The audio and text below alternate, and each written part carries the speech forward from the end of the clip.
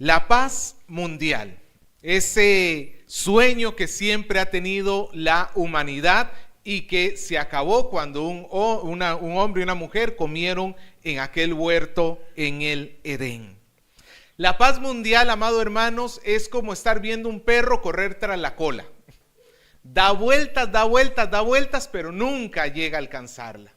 Es como diría el predicador, es como correr tras el viento. Pero, ¿es posible la paz mundial? Y de ser posible, ¿qué se necesita para que haya paz? Hoy vamos a ver cómo este capítulo nos lleva a este nuevo reino que el Señor tiene por delante, un reino de paz. Pero para llegar a este reino de paz, viendo en retrospectiva lo que hemos visto en el capítulo anterior, hemos visto que el pueblo de Israel ha tenido que pasar por mucha aflicción. Y esto fruto de sus propios malos líderes, de sus malos jueces, de los profetas, los sacerdotes que se vendían al mejor postor. Ellos, como vimos en los mensajes anteriores, por causa de su pecado, y así termina el capítulo 3, Sión va a ser arada como un campo. Y Jerusalén va a venir a ser como montón de ruinas. Y el monte de la casa, recuerden que el templo de Jerusalén quedaba en un monte. Ese monte de la casa vendrá a ser, como dirían otras versiones, como un matorral, inhabitado completamente. Después de que el capítulo 3 termina con la destrucción del monte, en el capítulo 4 encontramos todo lo opuesto. Encontramos la exaltación del templo del Señor y la restauración de Israel. Y hoy vamos a estar estudiando esto porque está muy involucrado con nosotros el día de hoy. Luego de la desolación que traería la ira de Dios por el pecado del pueblo, llega finalmente la gloriosa promesa del Señor. Los primeros 4 versículos son los primeros que vamos a estar desglosando. Y estos versículos, Miqueas los toma prestados, del 1 al 3, los toma prestados de una profecía que está en Isaías capítulo 2. Isaías y Miqueas vivieron en el mismo tiempo. Y vamos a ver que son una copia prácticamente palabra por palabra que hace Miqueas de la profecía de Isaías, aunque hay algún añadido también. Volvemos al versículo 1. Acontecerá en los postreros tiempos que el monte de la casa de Jehová será establecido por cabecera de montes y más alto que los collados, y correrán a él los pueblos. Dentro del Antiguo Testamento encontramos varias veces esta expresión, los postreros tiempos. ¿Qué serán los postreros tiempos? Postreros últimos, bueno, los últimos días también. ¿Pero qué serán? ¿Será que es como cuando nos presentan estas películas apocalípticas, de cuando llegue la destrucción final? En realidad no. Dentro del lenguaje del Antiguo Testamento, los postreros tiempos, los postreros días, era una forma de denominar a los días de cuando llegara el Mesías. Sí, dentro del pensamiento judío del Antiguo Testamento, ellos pensaban que apenas se manifestara el Mesías, de ahí empezarían los postreros tiempos, la nueva creación absoluta, el cambio completo de todo lo que vemos. Y esto es sí y no a la vez. Porque si bien es cierto, los postreros tiempos tienen que ver con la llegada del Mesías, pero no todavía con la transformación completa de todas las cosas. ¿Ya vino el Mesías? Sí. Yo espero que usted crea que sí, ya vino. Que no esté como los judíos esperando que llegue todavía. Pero ¿ya sufrimos la transformación de todas las cosas? No, ahorita, ¿dónde está la nueva creación? La iglesia es la nueva creación del Señor. El que está en Cristo, nueva criatura es. Las cosas viejas pasaron y aquí todas son hechas nuevas. Pero todavía todo nuestro entorno no es la nueva creación, la nueva Jerusalén que vemos en Apocalipsis. Eso todavía está para el futuro. Vivimos en esta etapa intermedia que los judíos entendían como una sola. Ellos creían, venía el Mesías y comenzaba la nueva creación. Y en realidad hay un valle en el medio, la llegada de Jesús hace 2000 años y todavía estamos en este tiempo hasta que Él regrese. Cuando Él regrese podremos experimentar completamente la nueva creación.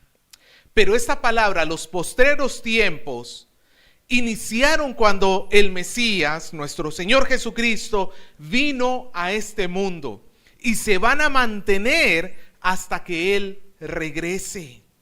Esa era la era que, mejor dicho, esa era la esperanza que tenían los apóstoles. Por ejemplo, en su discurso del apóstol Pedro en Hechos capítulo 2, versículo 17, en el Pentecostés, Pedro dijo, y en los postreros días, la misma expresión, en los postreros días, dice el Señor, derramaré mi espíritu sobre toda carne.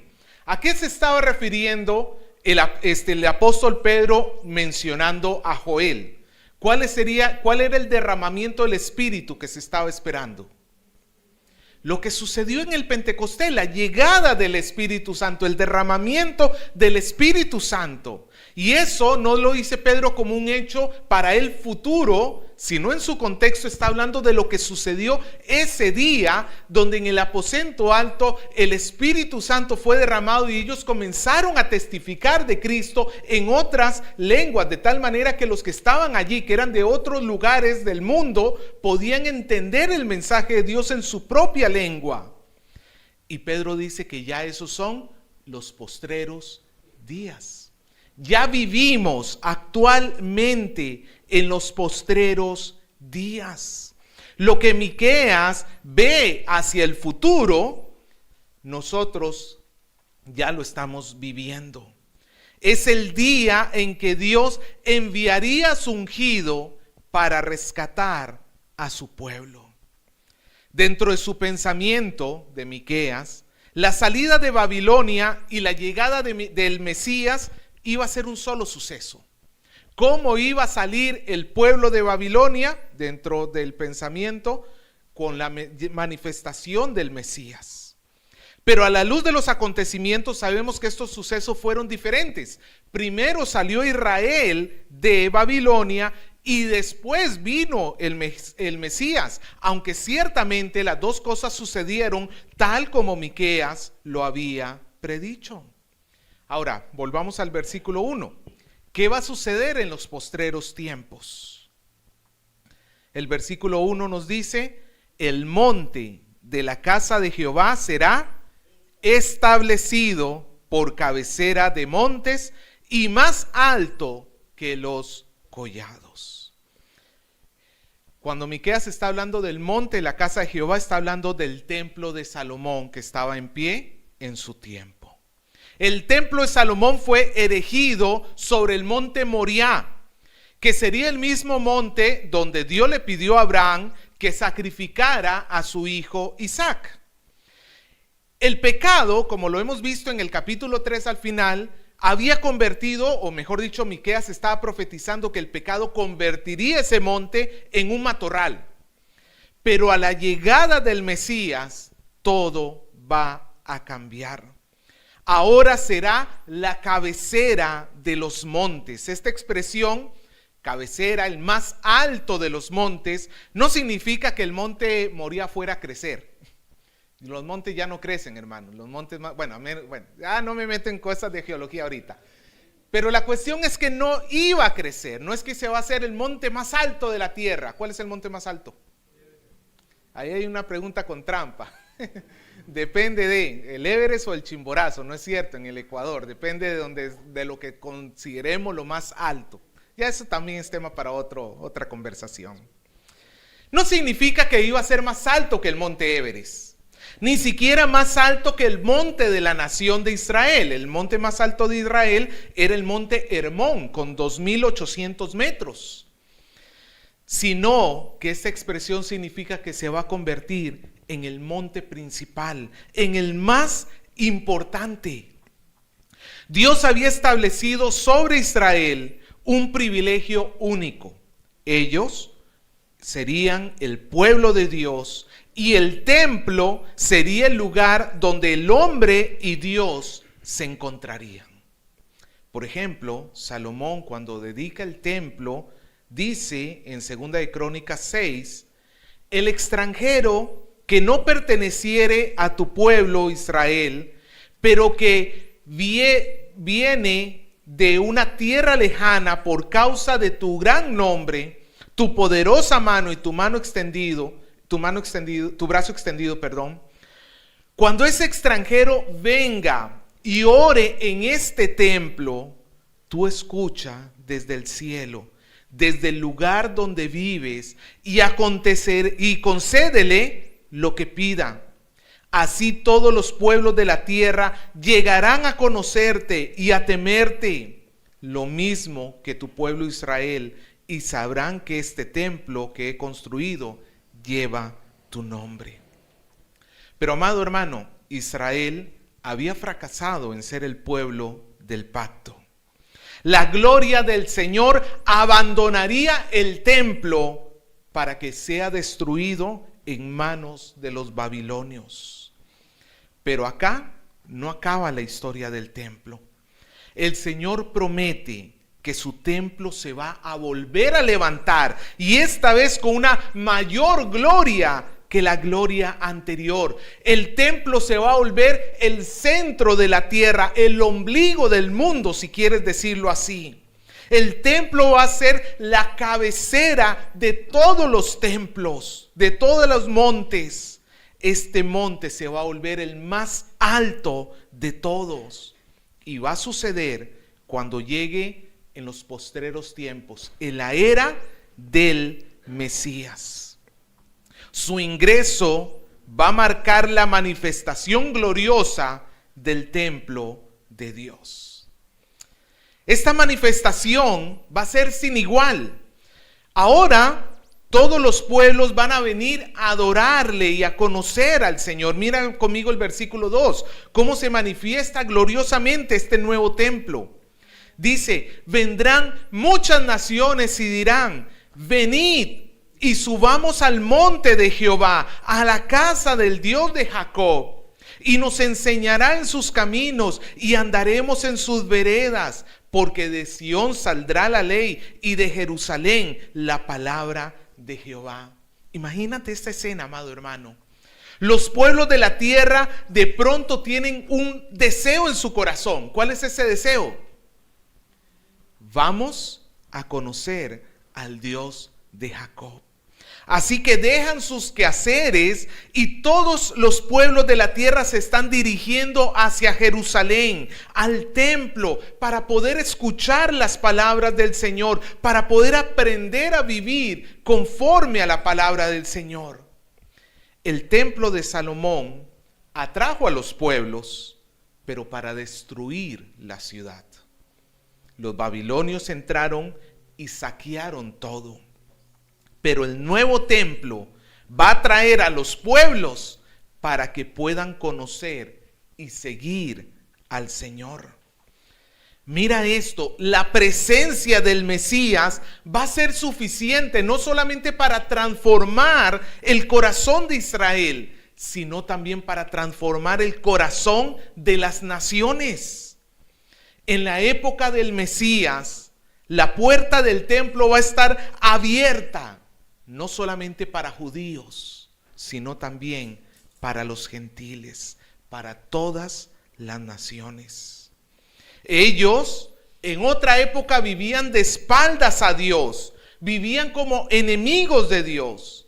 Pero ahora el Señor despierta entre los gentiles un nuevo anhelo, un deseo por conocerlo, por conocer sus caminos, por amar su palabra. Y Jerusalén es el centro de la enseñanza de la palabra, y la ley sale desde Sión, nos dice. En el templo de Salomón, los sacerdotes, como vimos hace unas semanas atrás, estaban corruptos. Ellos cobraban por enseñar la palabra, cosa que no tenían derecho a hacer. Pero en el nuevo templo, este gran sacerdote, el Mesías, va a dar su palabra a todas las naciones.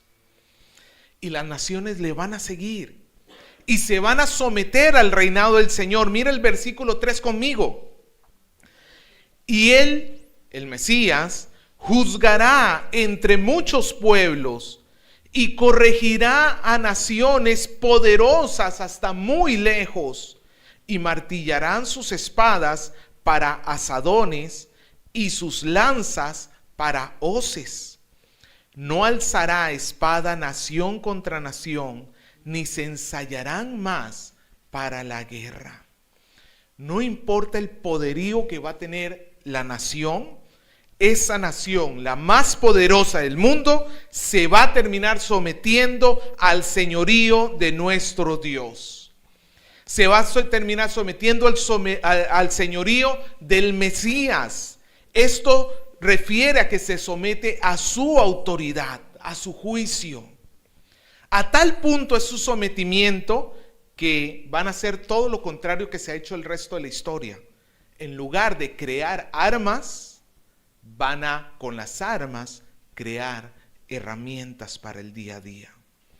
La Nueva Versión Internacional traduce esta parte del texto que hemos leído, dice: convertirán sus espadas en arados y sus hoces en lanzas, y no levantará su espada nación contra nación, y nunca más se adiestrarán para la guerra.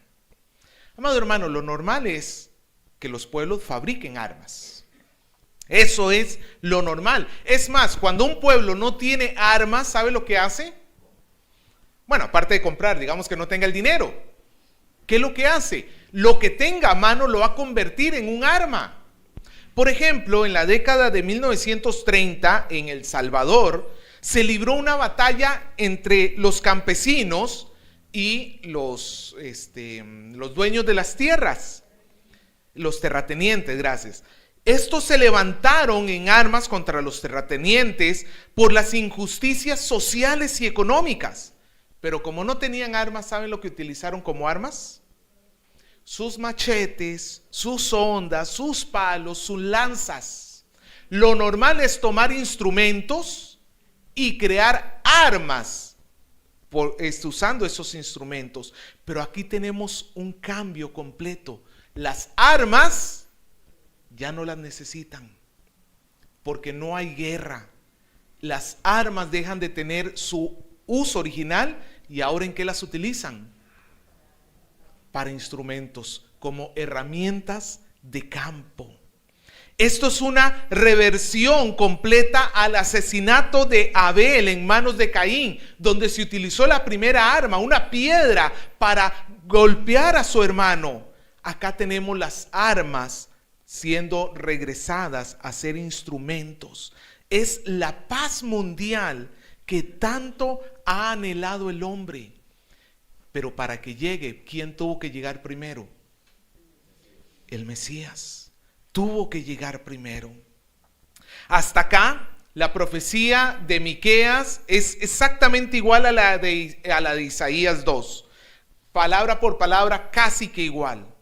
Pero Miqueas agrega una línea más para enfatizar la tranquilidad y la seguridad que se va a vivir en aquel tiempo. Versículo 4. Y se sentará cada uno debajo de su vid y debajo de su higuera, y no habrá quien los amedrente, porque la boca de Jehová de los ejércitos lo ha hablado. Esa expresión, ¿no? Estar debajo de la vid. En Costa Rica hay una expresión que dice estar detrás del palo, pero no quiere decir esto. Cuando en Costa Rica alguien dice, uy, ese está detrás del palo, significa que no entiende la situación, que está perdido, que está extraviado, está detrás del palo, así se le dice. Eso no significa acá. Estar bajo la vid era una forma, un hebraísmo para ejemplificar una paz perfecta. Es como que te digan, bueno, no sé si la figura de repente te pueda ser similar, pero de repente como que tú digas, voy a sentarme en mi sillón y acostarme y descansar. ¿Cuándo lo haces? Cuando tienes la casa hecha un desorden, cuando tienes 1000 problemas, No, cuando te tiras en el sillón tumbado y te duermes hasta cuando quieras. Cuando todo está relativamente en orden, tranquilo, ¿no es cierto? Que tú te tiras y dices, ya ahora sí, sin preocuparme, me tiro acá. Más o menos era la misma idea.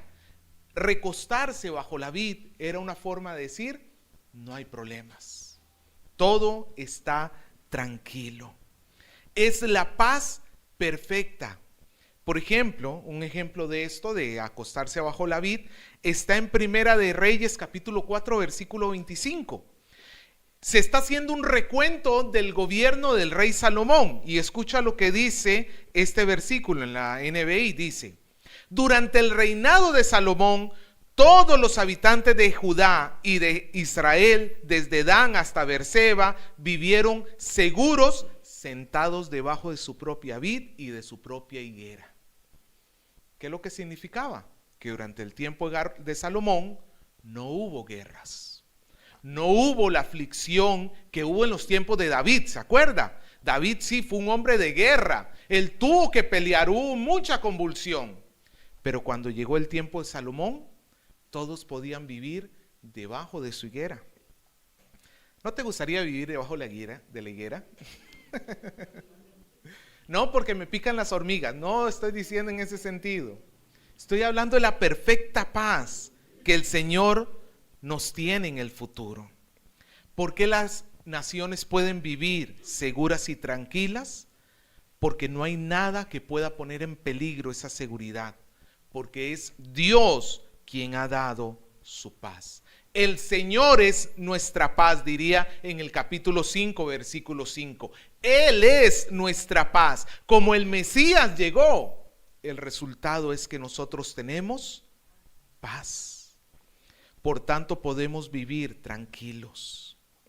El relato hasta estos primeros versículos es hermoso, es magnífico. Después de todo el palo que hemos recibido todas las semanas atrás, en este tiempo vemos el tiempo del Mesías, el nuevo templo que se transforma, que transforma a las naciones enemigas, las transforma en amigas, de guerreras a pacíficas, y la paz es guardada por el mismo Señor. Pero hoy no termina nuestro texto, continuamos. En aquel día, antes de leer el versículo 5, en aquel día las naciones no solamente van a ser transformadas, también lo va a hacer su propio pueblo. Mira el versículo 5 ahora sí conmigo. Aunque todos los pueblos anden cada uno en el nombre de su Dios, nosotros con todo andaremos en el nombre de Jehová, nuestro Dios, eternamente y para siempre. Este es un recordatorio del pacto que tenía Israel con el Señor. Pero lamentablemente a lo largo de toda la historia de Israel, a pesar de que Miqueas aquí lo está diciendo con todo su corazón, pero Israel fracasó en cumplir estas palabras. Estos simplemente se quedaron en palabras. Los pueblos andaban tras sus dioses e Israel terminó andando tras los dioses de esos pueblos. Aquellos pueblos estaban cegados y eran incapaces de conocer al Dios de Israel. Pero Israel pudo ver claramente al Dios manifestado desde el monte. Pudo escuchar su voz e Israel se comprometió a obedecer a Dios. ¿Usted se recuerda cuando la voz de Dios sonó desde el monte cuando el tiempo de los 10 mandamientos? Y el pueblo de Israel dijo, haremos todo lo que el Señor ha dicho. Y en el tiempo de Josué, eso lo vimos hace poquito cuando estudiamos el libro, capítulo 24, versículo 24. El pueblo le dijo a Josué, al Señor nuestro Dios serviremos y a su voz obedeceremos. Pero lo cierto es que ellos nunca fueron capaces ni de amar ni de obedecer, porque su corazón no había sido transformado. Pero ahora sí, la llegada del Mesías lo cambia todo. De tal manera que ese pueblo sí va a poder decir, andaremos en el nombre de Jehová, nuestro Dios, eternamente y para siempre. Pero antes de que esto suceda, Dios tiene que actuar en su pueblo. Mira el versículo 6. En aquel día, dice Jehová, juntaré a la que cojea y recogeré a la descarriada y a la que afligí. Versículo 7. Y pondré a la coja como remanente y a la descarriada como nación robusta, y Jehová reinará sobre ellos en el monte de Sión, desde ahora y para siempre. En aquel día Dios utiliza la figura de un pastor recogiendo a sus ovejitas. Una está coja, otra está descarriada, la otra sufrió la aflicción del Señor, pero el Señor las recoge para poder tenerlas consigo. En aquel día, ¿en cuál día? ¿Qué día estamos viendo acá desde el inicio del texto? En el postrer día, en el último día, en el día del Mesías, el Señor va a recoger a su pueblo como un pastor que recoge a sus ovejas heridas y perdidas, juntando su remanente de entre su pueblo para hacer de ellos una nación nueva, una nación fortalecida, una nación que no vuelva a caer como cayó la primera, porque van a estar bajo el reinado glorioso del Señor. De esta manera Israel, este nuevo Israel, va a tener la gloria del Señor, va a poder vivir la gloria que el Señor estableció para ellos. Mira el versículo 8. Y tú, oh torre del rebaño, fortaleza de la hija de Sión, hasta ti vendrá el señorío primero, el reino de la hija de Jerusalén. La traducción viviente traduce este texto: en cuanto a ti, Jerusalén, ciudadela del pueblo de Dios, recuperarás tu fuerza y tu poder soberano. El reino será restaurado a mi muy amada Jerusalén. Es la promesa del Señor de la restauración gloriosa de su pueblo como una nación grande y poderosa. Ahora, pensemos en lo que hemos hablado hasta ahorita. Una corriente muy normal dentro del cristianismo latinoamericano es la corriente dispensacional. Y dentro de los dispensacionalistas, muy posiblemente usted tenga un pensamiento dispensacionalista sin que usted lo sepa. Este texto se entendería de que cuando el Señor regrese, Él va a levantar un nuevo templo. Y por ahí usted escucha el montón de profecías del tercer templo que ya lo están edificando en Jerusalén. Y que ese templo es necesario para que se inaugure el milenio de paz. Pero lo cierto es que la postura tradicional de la iglesia a lo largo de los siglos es que este texto en sí mismo no está apuntando tanto a la segunda venida de Cristo, sino a la primera venida. Los postreros días, como ya hemos dicho, iniciaron con la crucifixión del Señor. Ese día, el Señor, al tercer día, el Señor levantó su glorioso templo. Usted dirá, pero no, el templo no fue derribado. El templo fue derribado 70 años después. No, espérate. Es que el templo figuraba algo. El templo figuraba a Cristo. Escucha las palabras que recoge el apóstol Juan en Juan capítulo 2, versículo 19 al 21. Lo leo en la NBI. Jesús les contestó: destruyan este templo y en 3 días lo volveré a levantar. Y la gente le dijo: 46 años ha llevado construir este templo, replicaron los judíos, ¿y tú vas a levantarlo en 3 días? Pero el templo a que él se refería era el templo de su cuerpo. El templo glorioso que el Señor levantaría no iba a ser un edificio nuevo. No iba a ser el templo de Zorobabel que reconstruyeron luego de la venida de Babilonia, que más adelante Herodes lo transformaría en un templo glorioso a ojos del hombre. Pero ese no era el templo que el Señor tenía, ni tampoco un nuevo templo que muchos están esperando que se construya en Israel en la actualidad.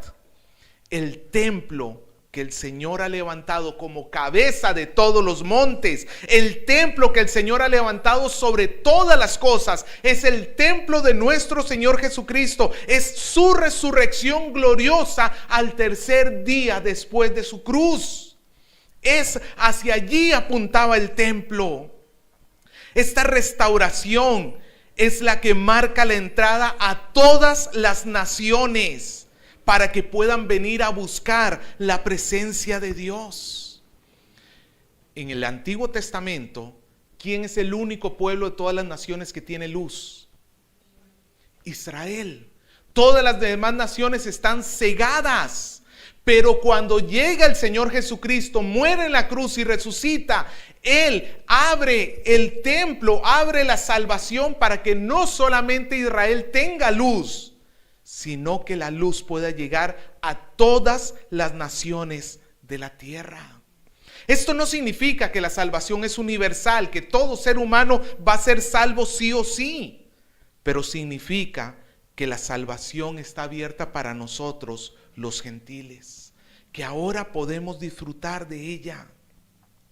Y es entre los que corren al Señor que el Señor establece la verdadera paz. Esa paz que encontramos en los versículos de Miqueas, esa paz que encontramos que el Señor establece entre su pueblo, botando la enemistad, es la paz que nosotros recibimos cuando llegamos a Cristo, que nos reconcilia entre Dios y nosotros, y también entre nosotros, entre mi persona y usted. ¿Por qué podemos amarnos? ¿Por qué podemos perdonarnos? ¿Por qué puedes tolerar las flaquezas de tu hermano? ¿Por qué? Porque en Cristo nosotros tenemos paz, verdadera paz. Y esa paz se desprende de la paz que hizo Cristo entre Dios y nosotros. Recuerda esto, el templo era el lugar donde Dios y el hombre se encontraban, ¿cierto? Ese templo ¿a quién reflejaba? A Cristo. Es el lugar, es en quien nosotros somos reconciliados con nuestro Dios. Ahora, no estoy diciendo que esta es toda la paz que vamos a experimentar. Usted diría, bueno, pero pastor, entre lo que dice el texto y la paz que yo veo en mi día a día, hay mucho trecho. Pensando en el mundo, ¿no es cierto? Las guerras, los conflictos y todo. Y no solamente en el mundo, también tenemos conflictos en nuestro interior para con otros. Aún estando en Cristo, tú puedes estar peleado con una persona. Y aún con tu hermano en Cristo, puedes estar teniendo, y tú dices, pero ¿y la paz que me mencionó Miqueas, qué pasó? Porque, amado hermano, recuerde esto. Estamos en este tiempo donde ya comenzó la nueva creación, pero todavía la presencia del pecado está en nosotros. Pero un día esa presencia será quitada. Un día verdaderamente experimentaremos la paz completa y absoluta cuando nuestro Señor regrese a este mundo. Cuando venga nuestro Señor Jesucristo, finalmente todo enemigo del Señor va a tener que postrar su rodilla a tierra, va a tener que rendirse delante de Él, y su pueblo victorioso va a poder celebrar y festejar la paz absoluta y completa, la nueva creación que el Señor tiene para nosotros. Literalmente, amado hermano, vamos a tener una eternidad para vivir bajo la higuera, para vivir tranquilos, reposados, porque el Señor es nuestra paz. Esta promesa no era para el Israel étnico. Esta promesa no eran para los judíos que nacieron por sí en hijos de Abraham. Esta promesa es para todos los hijos de Abraham espirituales, los que siguen la fe de Abraham, no importa si son judíos o no importa si somos gentiles. Por la fe somos hijos de Abraham, y esta paz perfecta un día también nosotros le experimentaremos. Es en Cristo que los israelitas escogidos se unen a nosotros los gentiles escogidos y formamos un solo pueblo, una sola nación. El pueblo de Dios somos la iglesia. Y el Señor va a reinar por la eternidad sobre toda su creación y nosotros vamos a disfrutar de ese reinado. Amado hermano, el reinado que el Señor tiene es un reinado de paz. El Señor viene a traer paz y los primeros beneficiados somos nosotros, su pueblo, ¿sí o no? Y entonces, ¿por qué nos gusta mantener pleitos, rencores y enemistades con otros? Es raro, ¿no es ir en contra del reinado que el Señor tiene? Ponte a pensar, ¿con quiénes has discutido esta semana? Quizás se te ha ido la boca y has renegado, has dicho una mala palabra, has hablado imprudentemente. ¿Eso es propio del reinado que tenemos acá en Miqueas? ¿Cómo deberíamos ser nosotros entonces? ¿Qué le deberíamos pedir nosotros al Señor? Que nos ayude a mantener esa paz. Aún frente a los problemas, frente a las dificultades, amado hermano, entiéndame esto, no se apaga fuego con fuego. Si tú estás en medio de un problema y tú también te vas a poner a gritar, no estás ayudando en nada. Ya, si esas dos personas están gritando, si son mundanas, o sea, si no creen en Cristo, pues no puedes esperar otra cosa. Si son cristianas, pues dales tú el ejemplo de lo que tiene que hacer un cristiano. Habla. Yo, amado hermano, espero que hoy usted pueda decir, sí, Señor, yo me he equivocado. Como afronté esta situación, me he equivocado porque veo el reinado tuyo y veo mis palabras y no concuerdan. No, amado hermano, el Señor nos manda a que nosotros seamos pacificadores. Bienaventurados los pacificadores, porque de ellos es el reino de Dios. Dios nos manda a nosotros a no solamente experimentar su paz, llevar su paz. Ahora, no solamente estoy hablando en cuanto a conflictos humanos y terrenales. Estoy hablando también que la iglesia tiene la labor de llevar la palabra de paz al mayor conflicto que tiene la humanidad, que es el evangelismo, que es que el mundo está de espaldas al Señor, que el mundo es enemigo de Dios. ¿Y a quién se le ha confiado el evangelio de la paz? A ti, a la iglesia. A ti se te ha confiado el evangelio de la paz. Tú tienes la labor de poder ir a los que son enemigos del Señor y decirle, reconcíliate con el Señor ahora que es tiempo. Ahora que es tiempo, reconcíliate con tu Dios.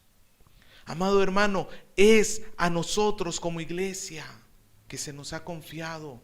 ¿Sabe lo que dice Pablo en Romanos? Bienaventurados son los pies de los que anuncian la paz, de los que anuncian las buenas nuevas. Bienaventurados son esos pies. Nosotros, amados hermanos, participamos de la paz del Señor. Ya la gozamos, ya la disfrutamos. Yo sé que tiene sus bemoles de momento, tiene sus momentos difíciles, pero recuerda esto, cada vez que estés pasando una calamidad, lo que me espera en el futuro es vivir bajo la higuera. Estás pasando por tiempos de ansiedad, de problemas, quizás no has podido dormir estas noches, muchas son las aflicciones que estás pasando, ansiedad, preocupación, hasta depresión. ¿Qué nos queda a nosotros en el futuro? ¿Guerra o paz? Paz. Tranquilo, tu problema se va a acabar. Tu problema sí o sí se va a acabar. Porque en el reino del Señor no va a haber otra cosa sino paz. Eso nos tiene que llevar a tranquilizarnos en medio de las aflicciones. Yo sé, amado hermano, que es difícil afrontarlas. Y yo sé que a veces uno termina hasta deprimido. Yo lo sé. Yo no estoy diciendo que lo que estás sintiendo es nada y que déjate de tonterías y levántate y camina. No, no, no. Yo sé que se sufre. En este mundo, el Señor Jesucristo dijo, en este mundo tendrán aflicción. Pero, confiad, yo he vencido. Y la era del Señor Jesucristo es de paz. Si Él ya venció al mundo y lo que nada más nos falta es llegar a aquel día final, entonces, amado hermano, para nosotros está este tiempo de aflicción momentáneo, pasajero, temporal que vivimos hoy, no es comparable con la gloriosa manifestación de lo que se va a presentar más adelante, de lo que el Señor va a hacer en nosotros. Por eso, hermano, ánimo, ánimo. La paz que tenemos no es algo que se nos pueda quitar así nomás. A pesar de que pasemos por aflicciones y por problemas, podemos tener en Él paz. Porque recuerda, para eso se levantó ese nuevo templo. Y cada vez que estés afligido, ve al templo a orar. No significa que vengas aquí a este local a orar. Significa anda a Cristo y pídele a Él. Porque en Él vas a encontrar todo lo que necesitas para que tengas paz.